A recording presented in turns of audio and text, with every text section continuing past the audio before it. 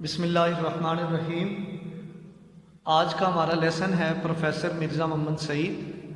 اس سے پچھلے لیسن میں ہم نے ان کے مصنف شاہد احمد دہلوی کے حوالے سے پڑھا تھا۔ آج ہم اس سبق کا خلاصہ سیکھیں گے۔ یاد رکھیے گا کہ میں نے سامنے بورڈ پر بائیں طرف اہم نکات کے نام سے 6-7 پوائنٹس لکھے ہیں۔ آپ نے جب خلاصہ تحریر کرنا ہے تو یہ پوائنٹس اپنے پیج پر نہیں لکھنے، یہ صرف یاد کرنے کے لیے اور خلاصے کو ذہن نشین کرنے کے لیے لکھے گئے ہیں۔ اور سامنے جو آپ کو بورڈ پر ایک صفحہ بنا ہوا نظر آ رہا ہے، باقاعدہ لائنیں لگا کر لکھا گیا ہے، یہ صرف اس لیے ہے تاکہ آپ کو صحیح طریقے سے یہ پتہ چل سکے کہ آپ اپنے صفحے پر جوابی کاپی پر کس طرح سے سبق کا خلاصہ تحریر کریں گے۔ صبح پروفیسر مرزا محمد سعید کے سوئم کی خبر اخباروں میں پڑھ کر دل دھک سے رہ گیا۔ ان کے سانحہ ارتحال کی خبر ان کے دوستوں کو بھی نہ ہوئی۔ مرزا صاحب اتنے خاموش طبع تھے کہ اکثر لوگوں کو ان کے علمی و ادبی کارناموں سے حقیقی شناسائی نہیں ہوئی۔ وہ فرمائشی کام نہ کرتے تھے، صرف اسی وقت لکھتے جب خود ان کا دل چاہتا۔ انہوں نے اسی جذبے سے مخزن کے لیے لکھا۔ لاہور کے اکثر پبلشر مرزا صاحب سے کچھ لکھنے کی فرمائش کرتے، لیکن اپنی مرضی کے بغیر ایک لفظ نہ لکھتے۔ انہوں نے اپنا پہلا ناول خواب ہستی بھی کچھ لیے دیے بغیر ہی چھپوا دیا۔ ایک پبلشر لاہور سے دلی آئے تاکہ مرزا صاحب سے ناول لکھنے کے لیے کہیں۔ اسے زوم تھا کہ وہ مرزا صاحب کو 1000 کا کثیر معاوضہ دے کر ناول لکھوا لیں گے۔ پبلشر مضمون نگار کے ہمراہ پروفیسر صاحب سے ملے، ناول کی فرمائش کی۔ مرزا صاحب نے ٹھنڈے مزاج سے جواب دیا، آپ 5 یا 10 ہزار بھی دے دیں تو میں اپنا تحقیقی کام یعنی مذہب اور باطنیت چھوڑ کر ناول نہیں لکھ سکتا۔ مرزا صاحب دلی کے شرفاء کے ایک امیر گرانے کے چشم و چراغ تھے۔ ان کے رہائشی علاقے میں سر سید احمد خان کا قدیم مکان بھی تھا۔ ان دنوں مسلمان شرفاء انگریزی تعلیم کو برا سمجھتے تھے۔ سر سید نے مسلمانوں کے غلط نظریے کی اصلاح کی، چنانچہ دلی کے اسی حلقے میں ایک مشتاق احمد زاہدی اور دوسرے پروفیسر مرزا محمد سعید انگریزی تعلیم سے بہرہ ور ہوئے۔ مرزا صاحب نے گورنمنٹ کالج لاہور سے تعلیم حاصل کی، 1906-7 میں علی گڑھ میں پڑھایا اور پھر گورنمنٹ کالج لاہور میں انگریزی کے پروفیسر ہو گئے۔ پطرس اور تاج بھی ان کے شاگردوں میں شامل ہیں۔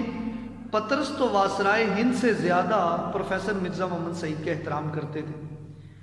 پطرس بخاری ریڈیو پاکستان کے ڈائریکٹر جنرل ہو گئے، لیکن دوستوں سے راہ و رسم میں کوئی فرق نہ آیا۔ انہوں نے مرزا صاحب کو ریڈیو پر تقریر کرنے کے لیے آمادہ کیا۔ 2-1 تقریروں کے بعد مرزا صاحب نے بوجہ کانٹ چھانٹ کانٹریکٹ واپس کر دیے۔ پطرس بخاری نے وجہ پوچھی تو کہنے لگے، مجھے منظور نہیں کہ تمہارے شاگرد مجھے اصلاح دیں۔ تقریروں کے انچارج نے کہا، پھر اس طرح میری نوکری چلی جائے گی اور بچے بھوکے مر جائیں گے۔ یہ بات سن کر مرزا صاحب نے فوراً دستخط کر دیے۔ جنگ کے زمانے میں لاہور کے بیشتر ادیب اور شاعر اتفاق سے دلی میں جمع ہو گئے۔ پطرس کی تحریک پر ایک ادبی حلقہ بن گیا۔ تنقیدی نشست ہوئی۔ ایک جلسے میں محمود نظامی کے مقالے پر اظہار خیال ہونا تھا۔ مرزا صاحب نے محتاط رائے دی۔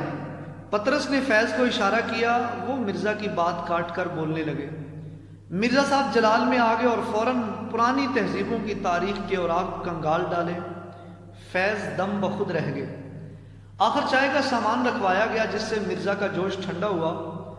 مصنف شاہد احمد دہلوی فرماتے ہیں کہ مجھے بھی اس دن اندازہ ہوا کہ مرزا محمد سعید کے دل میں پرانی تہذیبوں کا، ان کے سینے میں پرانی تہذیبوں کا کس قدر علم موجود ہے۔ مرزا گھنٹوں مطالعے میں مصروف رہتے اور اپنی آمدنی کا زیادہ حصہ کتابیں خریدنے میں صرف کر دیتے۔ مرزا سادہ زندگی بسر کرتے، معدے کے مریض تھے اس لیے زیادہ تر پیدل چلتے۔ بیوی ادبی ذوق کی مالک اور اولاد سعادت مند۔ پینشن اتنی تھی کہ جس سے بآسانی گزارا ہو سکے۔ غرض زندگی ہر لحاظ سے مطمئن تھی۔ ریڈیو پاکستان سے ایک پروگرام دانش کدہ شروع کیا گیا۔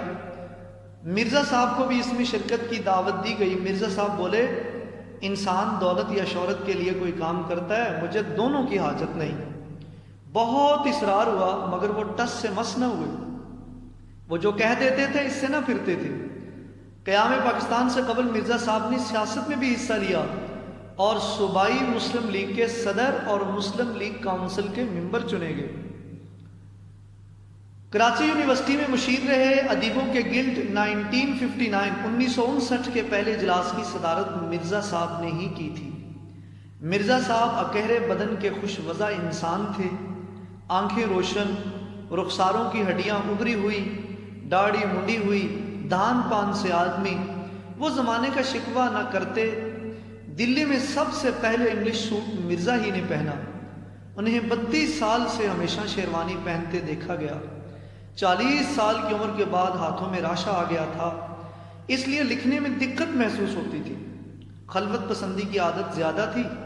موت برحق ہے، لیکن مرزا صاحب کی وفات کا صدمہ اس لیے زیادہ ہے کہ ایسے عظیم لوگ زمانے میں کم ہی پیدا ہوا کرتے ہیں. مرزا کی محرومی کا جتنا بھی غم کیا جائے